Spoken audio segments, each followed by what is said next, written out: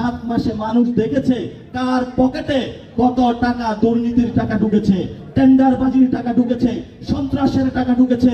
ভবিষ্যৎ বাংলাদেশে এই ধরনের টেন্ডারবাজ, সন্ত্রাসবাদ, চাঁদাবাদ এগুলোর বিরুদ্ধে তরুণদের আগামী ইলেকশন হবে এবং ইনশাআল্লাহ এই ইলেকশনে তরুণরা আপনারা বিশ্বাস রাখুন। যখন আমার শিক্ষক আমাকে ক্লাসে বলতো যে তোমাদের মধ্য থেকে একজন মন্ত্রী হবে, তোমাদের মধ্য থেকে একজন প্রধানমন্ত্রী হবে, আমরা হা করে তাকিয়ে থাকতাম। ছোট্ট একটা শিশু এই সারাস্তি থেকে ঢাকা ভার্সিটিতে গিয়েছি, তারা আমাদেরকে অনেক স্বপ্ন দেখাতো, আমরা বিশ্বাস করতাম না।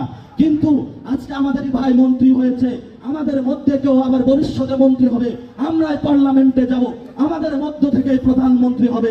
এই ভয় দেখিয়ে আমাদের মধ্যে লাভ নাই, আমরা পার্লামেন্টে যাবই যাব ইনশাআল্লাহ। আগে আমরা গণভবনে গিয়েছিলাম, তরুণদের চোখ এখন পার্লামেন্টের দিকে।